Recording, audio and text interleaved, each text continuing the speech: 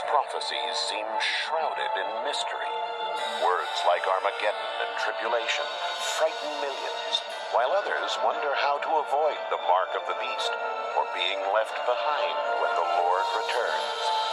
Can we understand the Bible? Yes.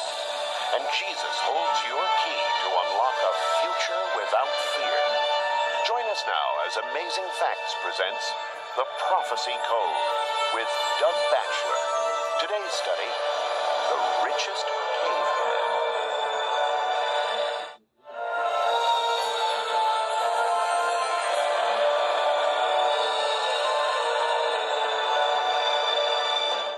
Well, I'm so thankful to see you here this morning. And please pray for me as I share with you for a number of reasons. I'll be sharing aspects of my testimony this morning that I've not shared before. Since the book first came out, matter of fact, I might start by going to the slides. Believe it or not, that's me.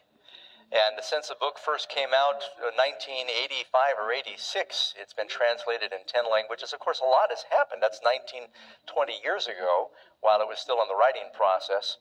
And there is always a risk when someone is sharing their personal testimony that you could make an individual appear bigger than life. And I'm praying that Christ will be held forth. Through this, I share some of the various things that I've been through, because I've made a lot of mistakes, hoping that you'll know in spite of those things, God can still reach us and use us. But I also want to be very real and not make things bigger than life. I remember a girl was asked in elementary school to do a book report on Abraham Lincoln, and she wanted to make a good impression on her class. And so as she got up to read her book report, she said, Abraham Lincoln was born at a very early age in a log cabin he built with his own hands. And sometimes history in the retelling ceases to be accurate. So be praying for me. Everybody wants happiness. I think that's one thing that we all share in common. But the places and the way that people look for happiness varies greatly. You know, you heard me mention earlier in the program that I'm tickled when I check out of the newsstand to look at the supermarket tabloids. And sometimes I've just laughed out loud as standing in line. Now, I know that you don't read them, but how many of you will admit you read the headlines when you're checking out? And some of them are very entertaining. I've seen some that are really amazing. Hopefully people aren't getting their prophetic information from these, because it changes by the week. But I remember one that said, Rudolph the Red-Nosed Reindeer discovered in a meat freezer.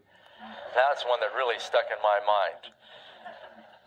And you've probably all seen the one about the bat boy, or the boy half alligator and half...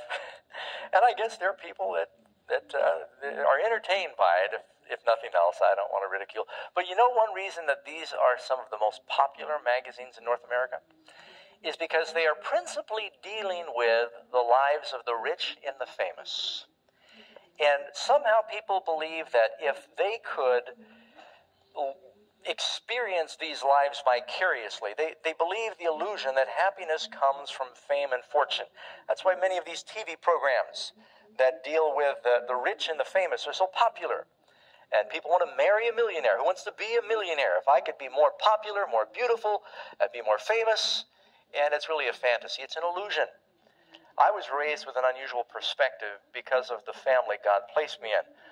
My parents were very unusual and driven people.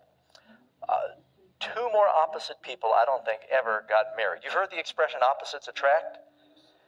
Never is that more true than with my parents. My mother was Jewish by birth. My father was a Baptist. My mother was born in New York City, was very sophisticated in that way. My father was an Okie, born in Oklahoma, came during the Dust Bowl to California. She was a Democrat, the head of the women's lib movement in New York City. My father was a redneck Republican.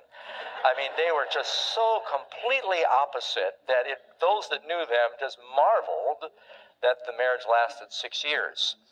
My mother was in show business, and my father was in the aviation business. I'll start more specifically with Dad. A very unusual man. His father died when he was 7 years old, left his mother pregnant with 3 other younger brothers. My father was the oldest, and he learned as a young boy to work very hard during the Depression and was very, very poor. They used to save string. I mean, just to give you an idea of how things were growing up. During World War II, Dad did manage to get some education and got himself flight instruction. He entered World War II as a pilot, a flight instructor, and finally went overseas, was there during D-Day, and has a number of interesting stories he could tell. After the war, he wanted to continue working with aircraft. He began to buy and to sell airplanes and was involved in the designing of aircraft. Matter of fact, several in our family. You ever heard of Area 51? My uncle, Jim, who's still alive, worked there. It's true. They'd fly him every week from Burbank to Area 51, and he worked on things like the SR-71 Blackbird and the stealth plane, and all of my dad's brothers, 3 younger brothers, ended up working at some point in the aircraft business. Dad began to buy and sell planes until he became very successful. He worked with people like Howard Hughes and was in business with Kurt Kerkorian and a number of these very famous, wealthy people.